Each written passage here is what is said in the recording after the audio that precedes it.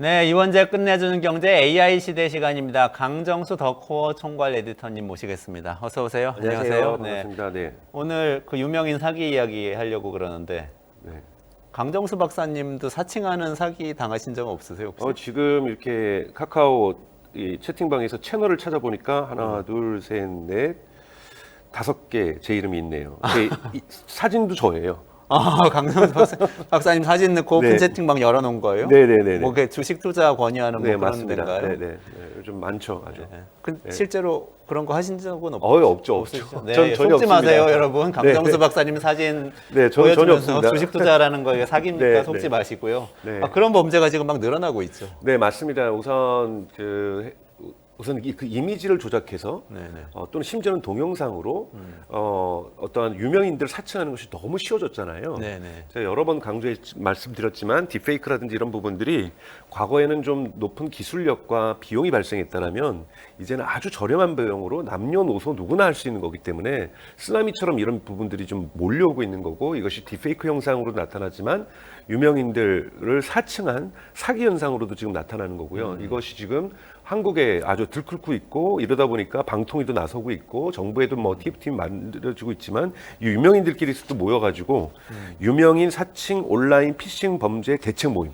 맞아요. 저도 그거 기사 네, 봤어요. 이런 것도 만들어놨어요. 유명한 이- 분들 많이 나오셨던데 네네. 아는 분들 중에 주진형 하나쯤 네, 맞습니다. 대표하셨던 주진형 대표도 네. 계셨고 네. 홍진경 씨 같은 뭐 그 연예인들도 연예인들도 있고요. 그리고 이때 여기에다가 지지 표명을 하셨던 이 인터뷰에는 31명 정도를 대변하는 거 있지만 훨씬 더 100명이 넘는 분들이 이런 것이 필요하다, 자기 피해를 봤다라고 유명인들이 많습니다. 유재석 씨도 뭐 사칭 유재석 광고도 씨도. 있는 거고요. 그래서 그렇죠. 지금 이런 분들이 늘어나고 있고, 또 이제 경찰청에 따르면 이런 분들이 지난 작년 9월에서 12월 사이에 투자 리딩방 사기라고 하죠, 보통. 네네네. 이런 부분들이 1,452건이나 있었다. 그러니까 아. 경찰청에 등록된 것만, 신고된 아. 것만, 그리고 이 피해액이 1,200억이 넘었다라고 얘기를 하고 있고, 지금 아까 말씀드렸던 유명인들을 사칭하는 이 피싱 범죄 대책 모임을 이제 대표해준 변호사들이 있거든요, 로펌들이. 그쪽에서 말하는 거는 지난 한 1년 가까이 피해액이 1조가 넘었다. 1조 원 이상의 피해가 네, 그래서 있다. 이거는 또 일방의 주장이기 때문에 저희가 정확하게 예측을 할 수 없지만 대단히 피해가 많고, 또 피해 대상의 대부분이 60대하고 70대다. 아무래도 이제 젊은 분들 20대나 30대는 저거 인공지능으로 가짜로 만든 것 같아 라는 판단을 많이 하는데요. 사실 이런 광고가 지금 유튜브라든지 인스타그램이나 페이스북에 대단히 많습니다. 특히 나이 드신 분들이 많이 보시는 유튜브에도 대단히 많다 보니까 이런 분들이 이제 유명인들이 나와서 나 투자해서 돈 벌었어, 여러분들도 같이 해보시죠 라고 하니까 저 사람 나 아는 사람, 이거 신뢰하는 사람인데 나도 노후 자금들 좀 마련해 놓은 것이 있고 목돈도 있으시니까 네네네. 여기에 좀 쉽게 좀 피해자로서 피해를 당하시는 것 같습니다, 지금. 그러니까 여기서 피해액이라고 하면은 어떤 유명인, 예를 들면 강정수 박사님 얼굴을 걸고 뭐 어디 네. 투자하세요 네, 이런 방을 만들어 놓고 네, 거기에 그래서- 들어오신 분들한테 그러니까 받는 투자를 거예요, 처음에는 작게 받으세요. 작게 보니까 피해 사례들도 저도 좀 읽어보니까 처음에는 뭐 50만 원, 100만 원을 내주면 실제로 돈을 벌었다고 해서 200만 원을 입금을 시켜주시는 거죠. 그럼 진짜 그러니까 많이 벌게 해주는구나. 저는 벌게 되는 걸 했더니 요번에는 그러면 뭐 공모주 뭐 이런 거도 요번에 신청할 수 있다. 그러면 공모주 같은 데는 이제 좀 돈이 더 들어가고 이렇게 되니까 뭐 5천만 원을 투자를 한다든지 1억을 투자한다든지 2억을 이렇게 큰 액수 투자하시는 분들이 이제 많아지는 거고, 네. 이제 그렇게 돼서 그러면은 또 이제 바로 그래서 손실을 봤다가 아니라 이익을 봤다라고 표시가 된다라는 거예요. 그럼 돈을 찾으려고 하면 돈을 못 찾게 하는 거죠. 그러니까 계속해서 자신이 이익을 보고 있다고 생각하고 한 번은 좀 못 믿어오니까 찾아보는데 적은 액수 같은 경우에 처음에는 찾게 해주는 거죠. 네. 이익을 현실화 시켜주는 건데 그 다음에는 큰 돈을 투자했는데도 봐도 이익이 난 거예요. 이익이 나니까 돈을 더 투자하게 되죠. 네, 그래서 점점 자기의 투자하는 액수는 늘어나고, 그리고 자기가 믿고 있는 거죠. 내가 돈을 벌고 있다라고. 네, 네. 근데 인출을 하려고 하면 그때 인출이 안 되는 거죠. 그러니까 계속해서 잘 돈을 벌고 있는 것처럼 믿게 만드는군요. 네. 그러니까 지금 그게 사기의 이제 핵심이네. 여러분들이 이제 그러니까 이들의 이제 순리는 어떻게 되느냐? 처음에 유튜브나 페이스북이나 인스타그램에서 유명인들을 사칭해서 광고를 하고, 이렇게 해서 카카오의 오픈 채팅방이나 네이버의 밴드로 유도를 합니다. 거기 가가지고 소액 투자를 하게 해주고, 소액 투자를 통해서 이 돈을 좀 불리는 경험을 하게 되고 이것을 인출하는 경험까지 하게 되고 그 다음에 이제 큰 투자를 요구하게 되고 큰 투자를 요구해서도 눈으로 볼 때는 내가 이익을 본 것처럼 나오지만 인출할 수 없게 하는 이런 사기가 이런 지금 흐름을 타고 있는 거죠. 근데 지금 기술적으로는 이런 사기가 굉장히 쉬워졌다는 말씀이시죠? 그렇죠. 과거에도 보이스피싱은 대단히 많았지만 예를 들자면 3월 달에 2월 달에 어떤 일이 있었냐면 홍콩에서 줌으로 CFO가 연락이 온 거예요. 그러니까 최종 이 재무 투자 책임자가 연락이 온 거죠. 줌 회의를 한 거죠. 그러니까 이 재무 담당 직원이 그 이제 줌 회의를 하는데 사실 이것은 인공지능으로 만든 거예요. 목소리도 똑같고 얼굴도 똑같은 거죠. 이 사람이 어떤 회사에다가 200만 달러를 이체를 해라. 라고 얘기를 하고 그 직원이 CFO가 자신의 그 상사가 그렇게 명령을 하니 당연히 이체를 한 거죠. 근데 이것도 사기였던 거예요. 그러니까 이런 것도 요즘은 만들기가 너무 쉬워진 거죠. 해외도 마찬가지고 국내도 마찬가지고 유명인들을 그냥 사진만 쓰는 것이 아니라 동영상, 목소리. 요즘 보면 꼭 이런 사기는 아니지만 예를 들자면 이 밤양갱, 비비의 밤양갱 하는데 요즘 커버가 많잖아요. 근데 뭐 박명숙 씨도 자기가 부르지 않았다는데 그 커버가 인공지능으로 부른 커버가 유튜브에서 지금 사람들이 보고 있고 또 김광석 씨가 나와가지고 맞아요. 죽은 김광석 씨가 나와가지고 비비의 밤양갱을 부른단 말이에요. 다 이거 뭘로 만들었겠습니까, 여러분? 다 인공지능으로 만드는 거죠. 근데 비용이 얼마 들지 않아요. 이런 것들이 사실은 미국 같은 경우에 작년에는 엄청나게 넘쳐났었고 심지어는 이걸 다 못 막으니까 유튜브에서는 어떻게 얘기를 했냐면 유니버설 뮤직이라고 해서 세계에서 가장 큰 음반 레이블이죠. 여기에서 합의한 게 뭐냐면 우리가 다 못 지우겠으니 여기에서 나온 거를 천천히 다 광고비를 계산하는데 이거를 이러한 영상을 만들었던 계정에 주는 게 아니라 원 목소리의 주인공 예를 들면 밤양갱에게 그리고 김광석 씨에게 돌려주겠다. 이런 식의 합의문을 유니버설 뮤직하고 유튜브가 합니다. 그건 뭐냐면 이미 유튜브라든지 이런 소셜미디어 계정에는 엄청나게 인공지능으로 만든 것들이 넘쳐나기 시작했다라는 거고요. 그리고 뭐 또 이런 일도 있어요. 사실은 작년 크리스마스 때 가장 유행했던 게 미국에서 뭐냐면 선물을 내요. 그러려면은 되게 인상적인 저도 장면을 봤는데 한 부인이 자식들이 준 선물을 받는데 그걸 열어보니까 죽은 남편이 나오는 거예요. 근데 목소리까지 죽은 남편 목소리로 당신 정말 내가 사랑했던 사람이고 당신 계속 건강하고 더 오래 행복하게 살았으면 좋겠고 내가 언제나 당신을 사랑했다는 걸 잊지 말아줬으면 좋겠고 이런 얘기를 하는 거니까 눈물이 조금 나는 거거든요. 그래서 뉴욕타임즈도 이 부분을 대단히 크게 보도를 했는데 인공지능으로 저렴하게 기일날이라든지 우리식으로 하면 기일날이죠. 죽은 날이라든지 또는 크리스마스 선물로 죽은 애인이라든지 연인이라든지 또는 죽은 자식이라든지 죽은 부모님이라든지 이런 부분들을 일종의 부활시키는 거죠. 부활시켜가지고 선물해주는 이런 부분들이 대단히 미국에서 유럽에서 확산되고 있다라는 이제 보도가 작년 12월에 이미 뉴욕타임즈 보도에서 나왔었고 최근에는 이것이 중국에도 유행을 하는 거고요. 이렇게 만들다 보면 이거는 선한 의도잖아요. 나쁜 의도라고 볼 수는 없죠. 그렇죠. 근데 이제 조금 나쁜 의도가 중간쯤 가는 것이 뭐냐면 헤어진 연인을 만드는 겁니다. 그러니까 헤어진 여자친구를 과거의 사진과 목소리가 저장되어 있다라면 이걸로 해가지고 저녁에 집에 들어와서 너 잘 지내니 대화를 하는 거죠. 뭔가 조금 여기서부터 이제 소름이 약간 이상해지는 본인이 있는 거잖아요. 그렇죠. 본인이. 그 사람이 동의하지 않은 거죠. 그 사람은 헤어졌는데 과거의 자신의 사진과 목소리와 이미지로 인공지능으로 그거를 복원시켜서 대화를 하는 남성들이 특히 남성들이 있죠. 늘어나기 시작하고 있다라는 그러니까 거예요. 나는 헤어졌는데 그 사람은 계속 나랑 만나고 있어. 그렇죠.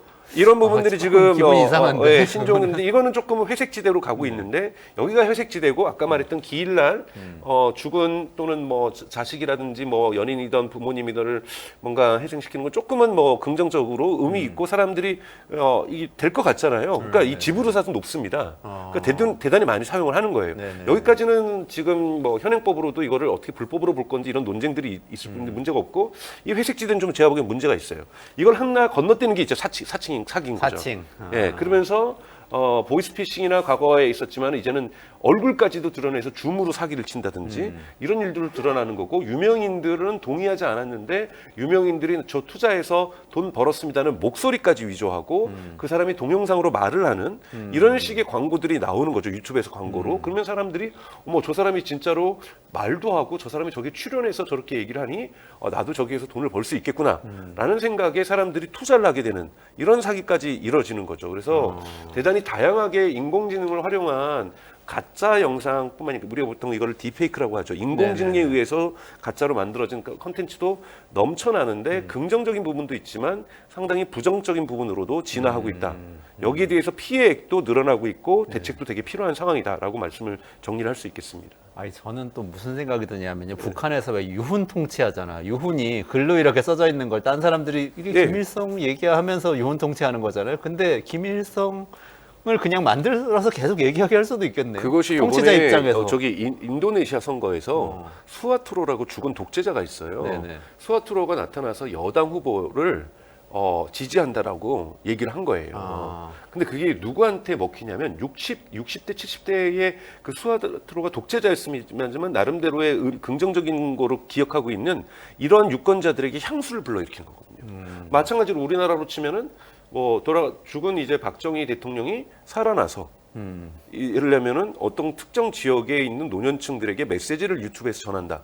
그러면 어떤 분들은 거부감이 있겠지만 어떤 분들은 그래 저분이 살아 있어서도 이 사람을 지지했을 거야, 이 당을 지지했을 거야라고 해서 이 효과를 할 수 있고 이런 그러네요. 부분들이 실제로 인도네시아 선거, 파키스탄 선거, 방글라데시 선거에서 등장을 했습니다. 그러니까 죽은 사람이 정치인이 등장하는 거죠. 그거는 근데 사기라고 봐야 되나요? 아니면은 근데 거기에 정당하다고 써 봐야 있었어요. 되나요? 인공지능으로 만들었습니다고 작게 써 있었지만 특히 노년층 같은 경우 이런 것들을 진짜로 믿는 사람들도 존재하고 인공지능이라 할지라도 충분히 설득력이 있다고 느끼는 사람이 있을 수 있거든요. 그래서 사기라고 칠 수는 없어요. 왜냐하면 인공지능이라고 이렇게 쓰고 있기 때문에.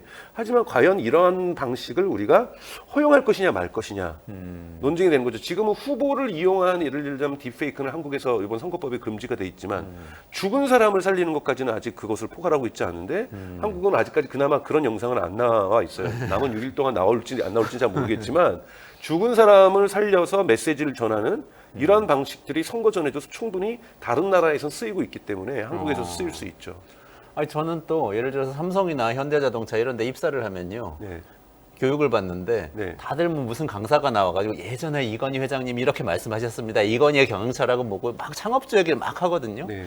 창업주를 깨워낼 수도 있겠어요. 창업주가 그럼요. 나와서 말씀하시게 하는 거지. 그런 그냥. 것도 어렵지 않고요. 요즘 유럽에서 이제 프랑스나 독일에서 많이 쓰는 건 뭐냐면 거기는 이제 해외 유명인들하고 보도국에서 인터뷰를 하잖아요. 만약에 뉴스라든지 인터뷰를 하게 되면 가능하면 성우들이 심지어는 이 말을 읽는 경우가 많습니다. 영화 같은 경우나 드라마는 반드시 해야 되고 프랑스나 네네네. 독일은 그 이제 나라의 자기 언어를 보호하겠다는 해서 그런 건데 요즘은 어떻게 하냐면 보도국에서 나쁜 의미는 아니고 헤이젠이라는 데 들어가서 예를 들면은 뭐 특정 유명인이라든지 분석가라든지 전문가가 한 영어로 말한 말을 그러니까 이거는 가짜가 아닌 거죠. 그걸 헤이젠에 의하면은 그 나라 언어로 심지어는 한국어로도 해요. 저도 해봤는데 캐시 우드를 한국어로 캐시 우드가 한 말을 그대로 번역을 해서 그 사람의 목소리로 그 사람이 한국 사람이었으면 이런 말했을 거라는 한국어로 얘기를 해요. 좀 교포스럽게 얘기를 하는데 이런 거를 입모양도 다. 네, 입모양도 조정하고. 비슷하게 하고. 근데 이런 것들을 공식적으로 말을 했던 것을 팩트 체크를 했으니까 보도에서 뉴스에서 이렇게 쓰는 거는 또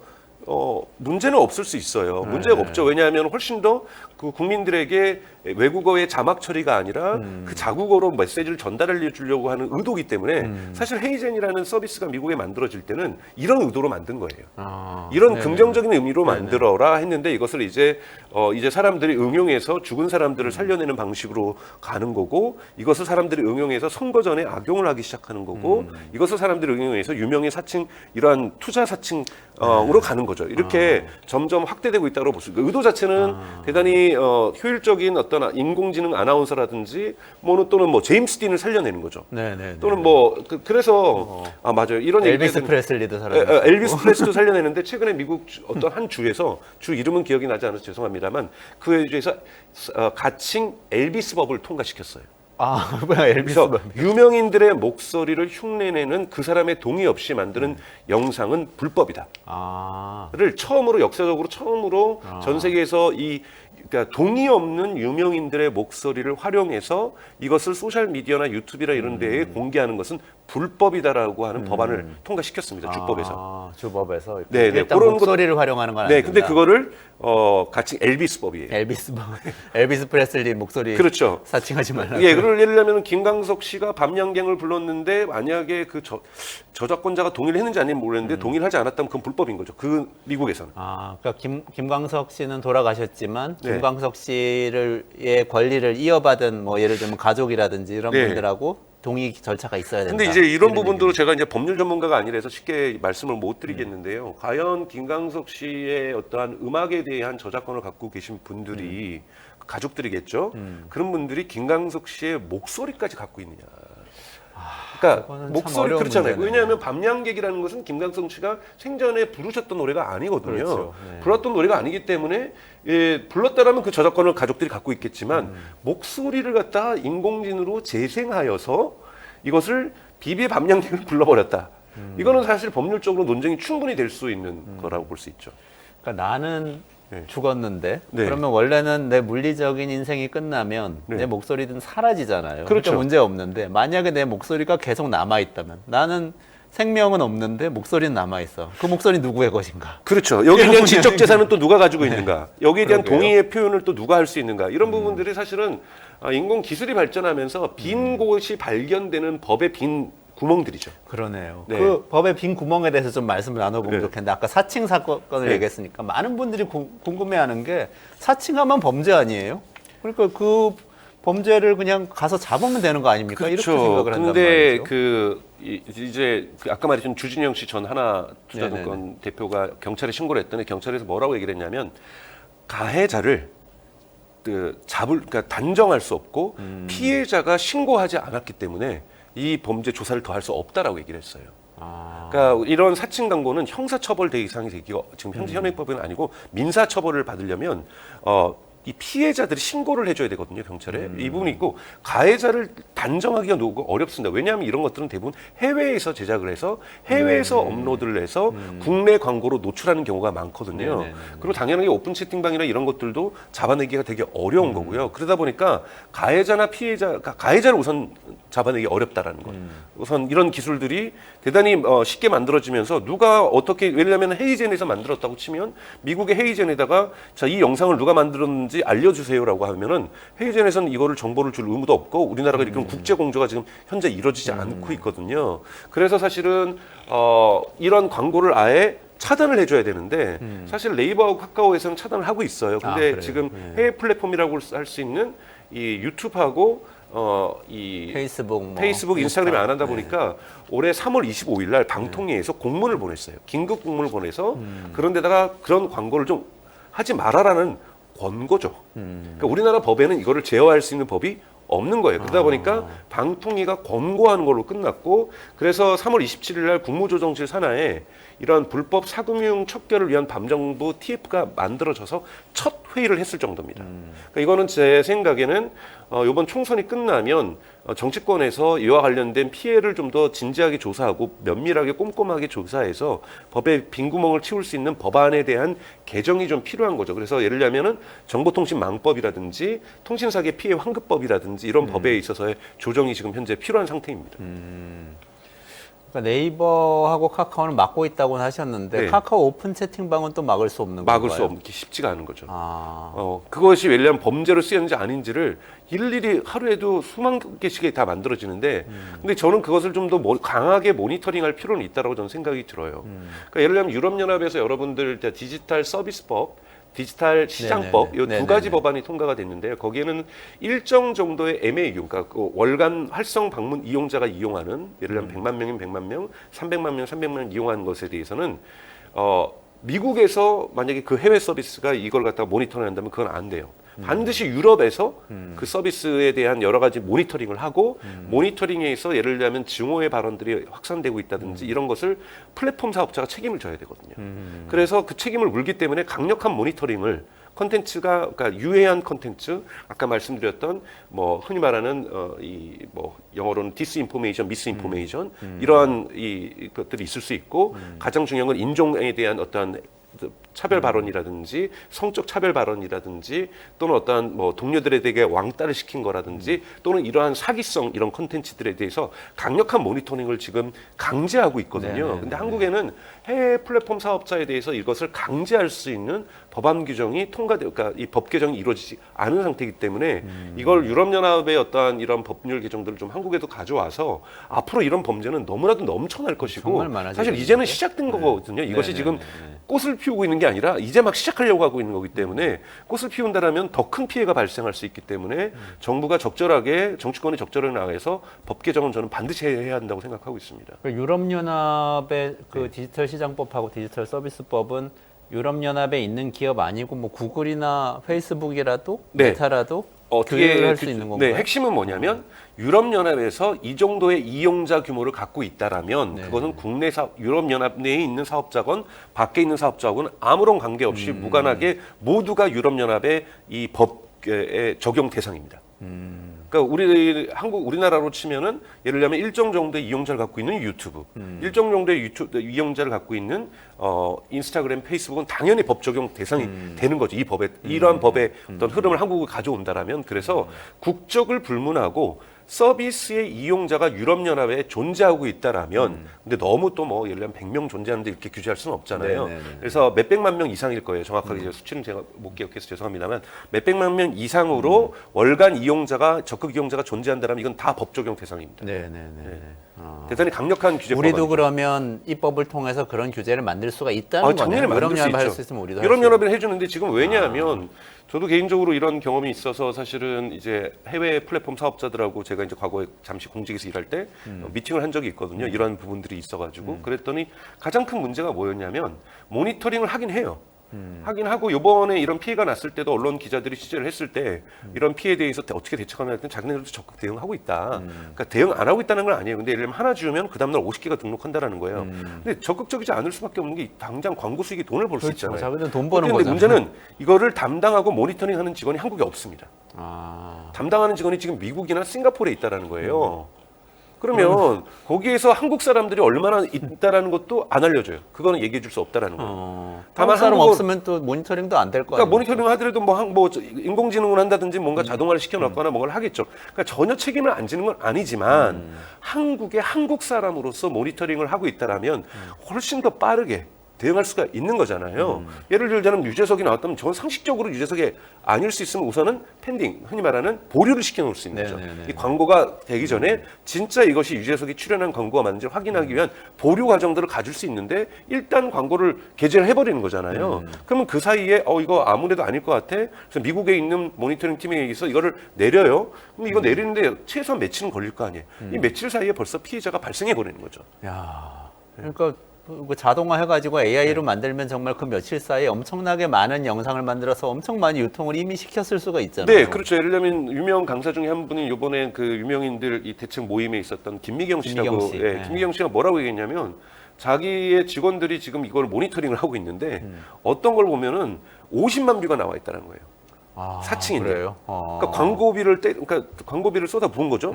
그러면 여러분 50만 뷰가 나왔다라는 것은 50만 명 중에서 예를 들자면 10%인 5만 명만, 아이고, 뭐 또는 1%인 5천 명만이라도 피해자가 발생할 수 있다는 그렇죠. 얘기잖아요. 1%만 그걸 보고서 믿었다고 한다라면 5천 명이 그 영상을 통해서 1%인 사람이 피해를 볼 가능성이 매우 높다라는 거예요. 그러니까 이것이 여러분 그냥 몇 명, 유명인 사칭이 좀 있으니까 그분들이 좀 생색내서 그런다는 것이 아니라 정말 강력한 피해가 지금 발생하고 있는 현재적인 문제라고 볼 수 있고 여기에 대해서는 어떠한 법적인 정부에서 TF팀을 만들어도 또는 뭐 지금 경찰청에서는 그래서 뭐라고 있냐면 인공지능으로 만드는 것을 발견하기 위한 인공지능을 만들고 있다 그래요.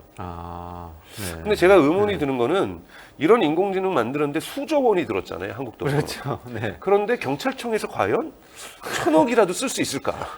못 써요. 경찰청은 못 씁니다. 그러면 이런 거를 정말 한다면 정부에서도 인공지능에 대한 기술적인 대응들을 만들어내기 위해서는 사실은 막대한 돈을 써야 되는 거거든요. 그러니까 우선은 저는 가장 중요한 플랫폼 사업자들끼리 해외 플랫폼 사업자들한테 이런 광고가 금지시킬 수 있는 법안들이 좀 필요한 거고 우선 해외 플랫폼 사업자들은 그렇게 얘기를 해요. 워터마크를 찍고 있다. 워터마크를 찍어서 그러니까 워터마크라는 게 이제 여러분 여기에 지금 너는 끝내주는 경제 이것이 이제 워터마크인 거잖아요. 네네네네. 또는 KBS, MBC라는 이런 네. 것이 워터마크인데 인간의 눈에 보이지 않는 워터마크를 찍어서 인공지능이 만든 생성물은 페이스북이나 인스타그램이나 이 유튜브에서 걸러내겠다라는 거예요. 그런데 여기에 협력하고 있는 업체가 인공지능의 모든 업체가 아니라는 거예요. 그러니까 빠져나갈 수 있는 구멍이 존재한다는 거고 또 강력하게는 또 요즘 인공지능이 오픈소스로도 있습니다.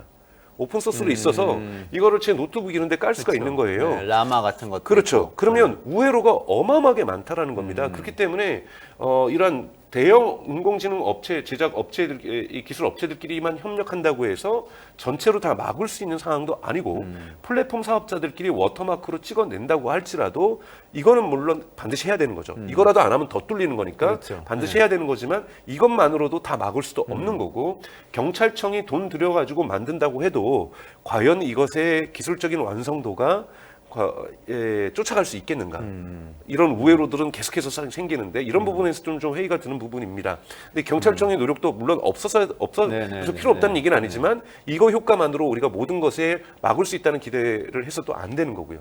그래서 지금 사실은 기술적인 구멍들, 법률적인 구멍들 그리고 또 사람들의 어떤 교양적인 어떤 수준에서 이러한 피싱 사기에 당하지 않을 수 있는 이런 교양의 어떤 수준들이 여러 군데 지금 다 구멍이 나 있는 거예요. 그러다 보니 피해자는 속출할 수밖에 없는 거고 이 구멍이 메꿔지기 전까지는 어쩔 수 없이 저희 이 방송을 보시는 여러분들이 그리고 여러분들의 가족들, 여러분들의 친구들에게 이 부분들을 강력하게 얘기하면서 이러한 사기에 당하지 않도록 정말 조심하는 수밖에 없다고 저는 생각이 그래야 들어요. 되겠네요. 정부하고 또 총선도 얼마 안 남았는데 국회가 출범하면은 네. 제일 먼저 이거 막기 위해서 해야 될 일이 뭘까요, 그러면? 우선은 정보통신망법에서 타인을 사칭해서 우선 사람들한테 이것이 가해자가 나오고 이걸 형법화해야 됩니다. 네. 그러니까 우선 민법에서 놔두는 것이 아니라 형법화해서 이러한 다중을 속이기 위해서 이러한 인공지능을 이용해서 사칭성을 그 사람의 동의 없이 만드는 것은 불법이다.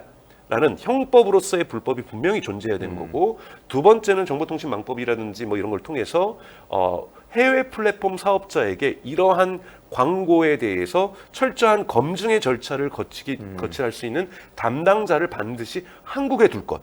이 법안이 반드시 만들어져야 되는 거고요. 그 다음에 통신 사기가 피해에서 이체를 했을 경우에 이 이체한 돈을 다시 돌려받을 수 있는 이런 금융법에 대한 조정도 분명히 필요한 거고요. 그래서 적극적으로 사람들이 이것을 형법적인 가해자를 형사처벌해야 되는 거고 네네. 피해자들에 대한 구제 방안들도 좀 더 포괄적으로 만들어주는 것 그리고 플랫폼 사업자가 명확하게 책임을 지는 것.